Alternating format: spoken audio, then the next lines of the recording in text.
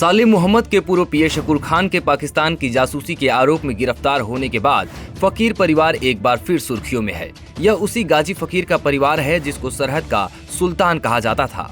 गाजी फकीर पर कई आपराधिक गतिविधियों में शामिल होने के आरोप थे। उन पर तस्करी और देशद्रोह के भी मामले दर्ज थे। 1965 से लेकर अब तक कई बार पुलिस अधिकारियों ने उनकी क्राइम फाइल खोलने की कोशिश की है, लेकिन सफल नहीं हो पाए। हर बार या तो ट्रांसफर हो जाता है या राजनीतिक प्रेशर में फाइल बंद कर दी जाती है। इसी सिलसिले में 2013 में फकीर परिवार की history sheet IPS Pankaj Kumar Chaudhary ने खोली थी, जिसके बाद पंकज चौधरी काफी सुर्खियों में रहे थे। यूपी के रहने वाले पंकज चौधरी ने 2008 में यूपीएससी सिविल सेवा परीक्षा पास की थी। ट्रेनिंग के बाद उन्हें राजस्थान कैडर आवंटित किया गया था। पंकज 2009 बैच के सीनियर आईपीएस अधिकारी हैं। पंकज चौधरी आईपीएस बनने से पहले कई प्राइवेट और सरकारी नौकरियां कर चुके हैं। वे कॉमर्स मंत्रालय में ऑडिटर पद पर भी रहे हैं और उत्तर प्रदेश में एसडीएफ में भी जॉब कर चुके हैं।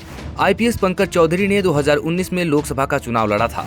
उनको doing good for Bharat award 2024 सहित कुल 5 नेशनल अवार्ड मिले हैं। पंकज चौधरी गाजी फकीर की हिस्ट्री शीट खोलने के अलावा अपनी शादी की वजह से भी सुर्खियों में रह चुके हैं। पंकज चौधरी ने 4 दिसंबर 2005 को वाराणसी में सुधा गुप्ता से पहली शादी की थी। इसके बाद उन्होंने बिना तलाक लिए मुकुल चौधरी से दूसरी शादी कर ली थी, जिसकी वजह से उन्हें 2019 में सेवा से बर्खास्त भी कर दिया गया था। फिर इस आदेश को उन्होंने कैट में चुनौती दी थी। कैट ने उनकी सेवा समाप्त करने को गलत माना था, जिसके बाद चौधरी को दिसंबर 2020 में कैट की पीठ ने बहाल करने के आदेश दिए थे। 2013 में आईपीएस पंकज चौधरी ने जब गाजी फकीर की हिस्ट्री शीट खोली थी, तब वह जैसलमेर एसपी थे।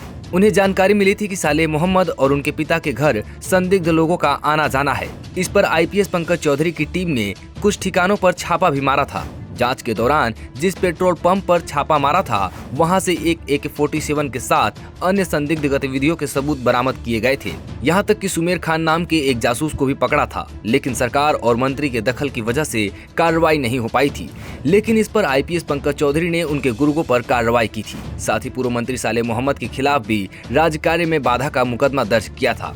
पंकज चौधरी एक्शन लेना चाहते थे, लेकिन कुछ ही घंटों के बाद उनका ट्रांसफर कर दिया गया। ऐसे में पूरी कार्रवाई नहीं कर सके।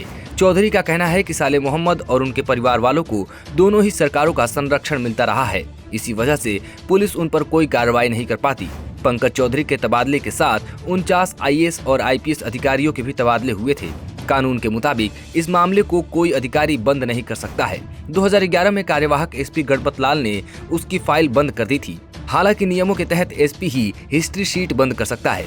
फाइल बंद करने पर तत्कालीन अपराध सहायक ने इसका विरोध किया था और फिर 2013 में पंकज चौधरी ने गाजी फकीर की हिस्ट्री शीट खोली थी।